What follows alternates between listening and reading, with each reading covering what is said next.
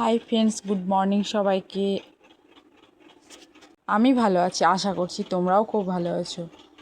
দেখতে থাকো আজকে আমার ব্লগ। নতুন শুরু করছি আমি, যদিও তোমরা আমাকে সাপোর্ট করো প্লিজ। দেখতেই পাচ্ছ আমি বারান্দায় এখন গ্যাসে আলু ভাজছি। আলু ভাজাটা বসিয়ে দিলাম, দিয়ে সেই যে বুনি আজকে রান্না করবে তাই চালটা ধুয়ে জলটা তুলে দিব। দিয়ে আমার ভাইকে স্নান করানো কাজ আছে, প্রচুর কাজ আছে, ওগুলো আজকে আমি সারাদিন মানে সকাল থেকে না বুনি রান্না করবে। মুড়ি খাওয়ার পর থেকে কী করছি, মুড়ি তরকারিটা বসিয়ে দিয়ে চালটা জলটা ধুয়ে নিলাম আর জলটা তুলে নিলাম, দিয়ে বুনির জন্য মানে রেখে দিলাম। এবার বুনি এসে রান্নাটা করবে। বুনি এখন স্নান করতে গেছে। আজকে বুনি এসে ঠাকুর পুজোটা করে দিল। এবার আমি মুড়ি তরকারিটা বসিয়েছি, দেখতে পেলে মুড়ি তরকারিটা হবে, দিয়ে দুই বোনে মুড়ি খাবো। বাকি সবাই খাওয়া হয়ে ভাইয়ের বাবার খাওয়া হয়ে গেছে, ওরা এখন বসে আছে। এখানে ভাই, ওখানে বাবা। দিয়ে বাবা তার জন্য সরে যাচ্ছে, ভিডিওতে আসবে না বলে। যাই হোক, আজকে মুড়িতে ছিল আলু ভাজা, শসা, লঙ্কা, পেঁয়াজ, এসবই ছিল। বুনিতে আমাদের গল্প করছি আর মুড়ি খাচ্ছি, দেখতে পাচ্ছ। তো দেখতে থাকো আমার ব্লগ। তোমরা সবাই কেমন হয়েছে কমেন্ট করে বলো প্লিজ। আসলে সারাদিন কী করি সেটা তোমাদের সঙ্গে শেয়ার করা যায় না, প্রচুর কাজ থাকে বাড়িতে, বুঝতে পারছো, মা নাই।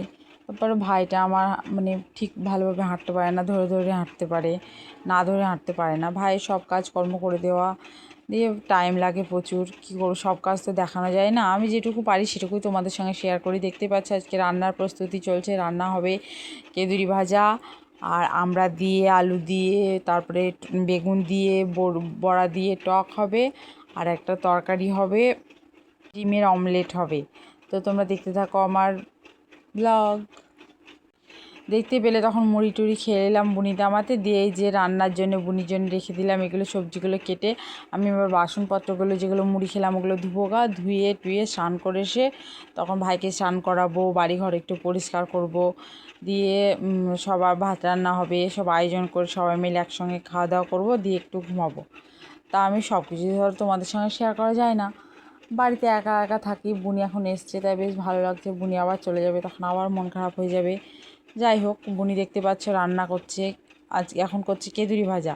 তেল দিল, দিয়ে এবার কেঁদুরিগুলো দিয়ে দিবে ওর মধ্যে। দেখতে পাচ্ছ সবজি সব কেটে রেখেছি আমি, ধুয়ে পরিষ্কার করে কেটে রেখেছি। বুনি এসে রান্না করবে বলে, ও আসলে স্নান করতে গেছিলো, তখন দেখতেই পেলে তোমরা। ও স্নান করে এলো, এসে ওই রান্নাটা করছে আর আমি আদার্স কাজগুলো করছি। আজকে আবার ভাইয়ের শরীরটা একটু ভালো নয়, কী করব, ভাই এখন ঘুমাচ্ছে আর আমি এখন ভিডিওটা এডিট করতে বসলাম এক্ষুনি। যাই হোক, দেখতেই পাচ্ছ কেঁদুরি ভাজা আর টকটা বুনি আবার স্পেশাল টক, বীরভূমের স্পেশাল টকটা খুবই ভালো বানায়।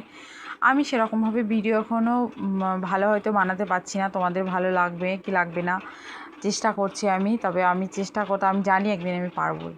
তোমরা যদি আমার পাশে থাকো অবশ্যই আমি পারবো। আমার ভিডিও ভালো লাগুক বা না লাগুক, আমি যদি চেষ্টা করি আর তোমরা যদি আমার পাশে থাকো অবশ্যই আমি পারবো। যাই হোক, এই যে খাবার দাবারগুলো সব রেডি করে নিয়ে এবার খেতে বসে গেছি। দেখতেই পাচ্ছ টক দিয়ে প্রথমে ভাতটা মাখালাম, দিয়ে ওতে একটু লঙ্কা ডুডলে নিলাম, পেঁয়াজ দিয়ে ডিমের অমলেট দিয়ে কি ভালো লাগে, তোমরা একদিন খেয়ে দেখো। ঠিক আছে, টাটা। আমার ব্লগ যদি ভালো লাগে তোমরা কমেন্ট, লাইক,